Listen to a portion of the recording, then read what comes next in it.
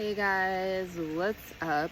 I know I have been on quite the hiatus for a few months. I just had to chill and reflect and just honestly just sit with myself and be with myself. It's been a crazy year, and a lot has happened. A lot is happening still, and just working through that. But I definitely want to share my journey and give some tips and information for those who, might feel inspired to relocate their lives or just take that trip that you've been wanting to take for years.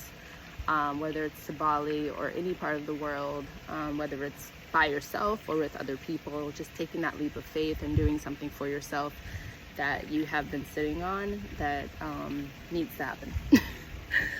Because why not? So I'm like, where do I start?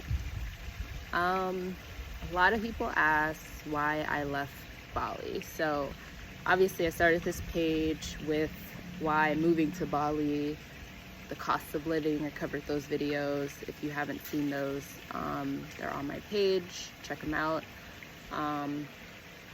It was a shallow dive, not really a huge deep dive. So there's still a lot of information to cover regarding housing in Bali, especially, the different months of the year. But I digress.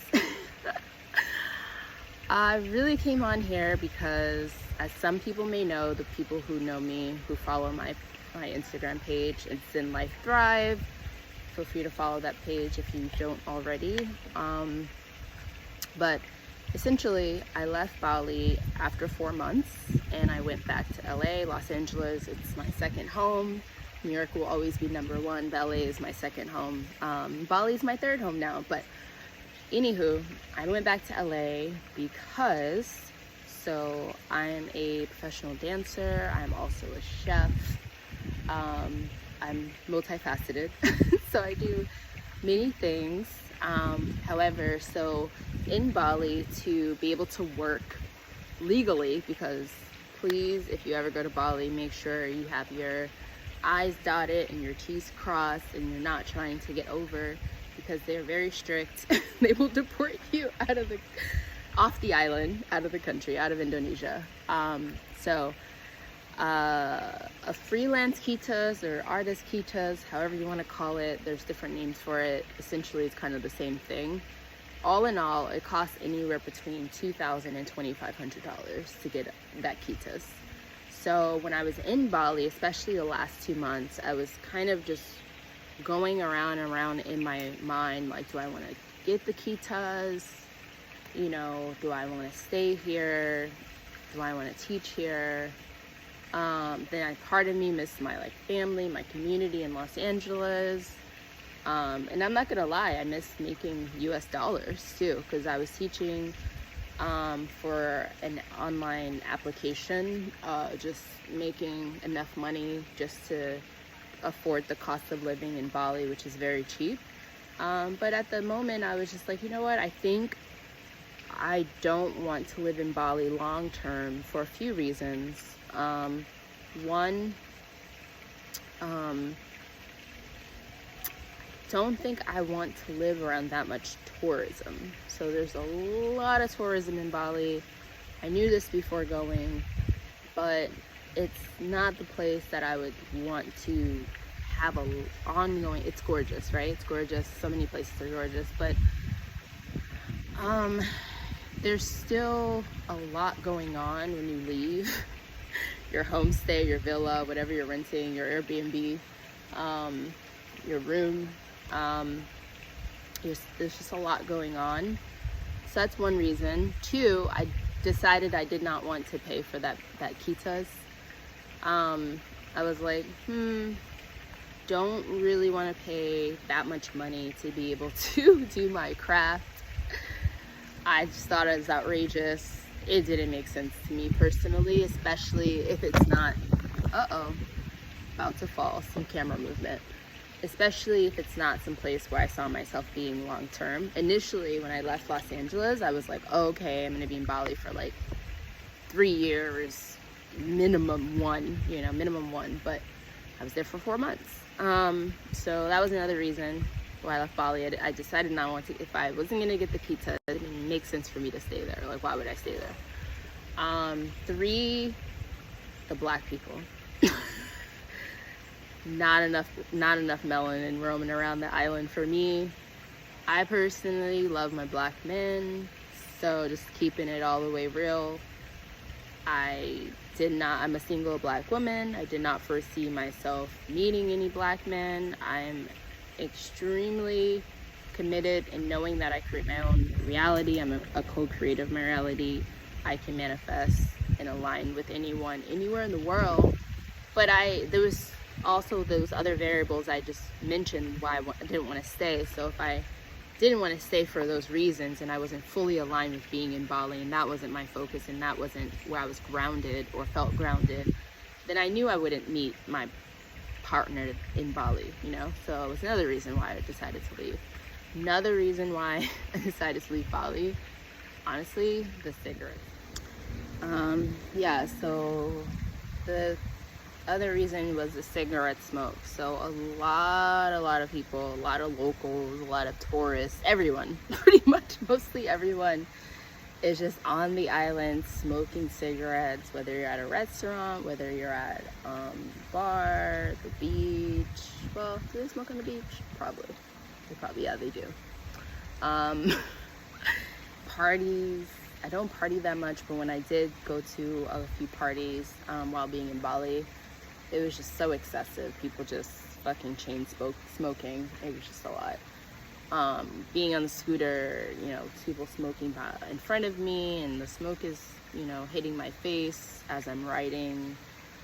I was like, I don't want to be in an environment where people are smoking cigarettes so excessively. It's not good for my health at all. Also, there's a mold thing in Bali. Like, a lot of, even the homes or even where you stay that you don't visibly see the mold, there's a lot of mold in Bali because it's so humid there, and because they don't have the infrastructure to really control the mold. There's a lot of mold, so you have to do a lot to like protect your lungs.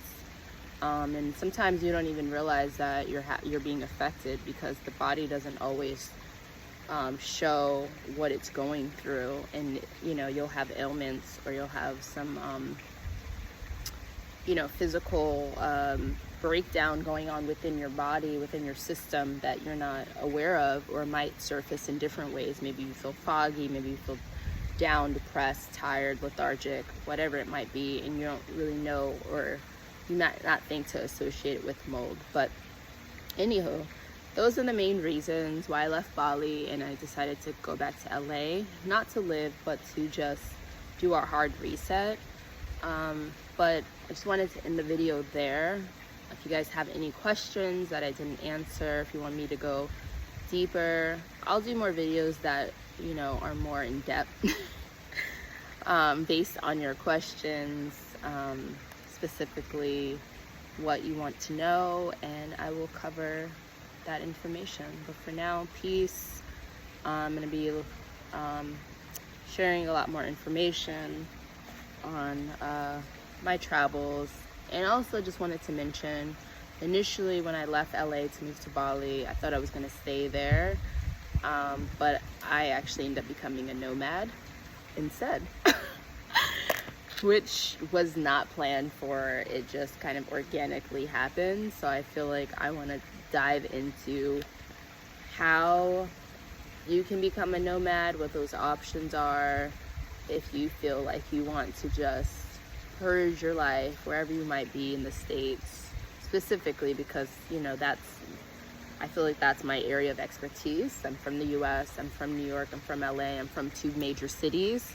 And I know what it's like to get sucked up into a city and you feel trapped and you feel like, well, how do I leave? How do I dismantle this life that I build? I have responsibilities, I have bills, I have friends, I have family, but do you have what you really need within yourself? Are you actually being fulfilled? Do you feel like you're living your life to the fullest? And if you had that desire to leave, you have that desire to, you can always come back. That's the cool part, right?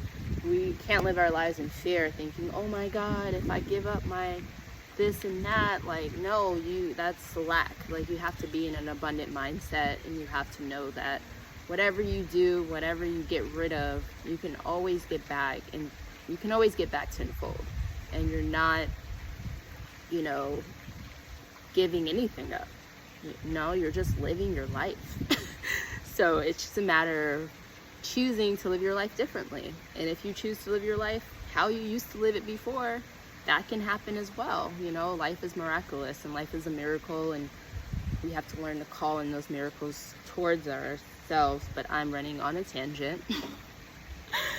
And I feel like I am going to definitely restructure the theme and the whole purpose of this page. But it's really all in all to inspire and to share my journey, and hopefully it speaks to you in whatever way it needs to, and wake something up inside you that might have been dormant. So I'll catch you guys later, and I'll talk to you soon. Peace.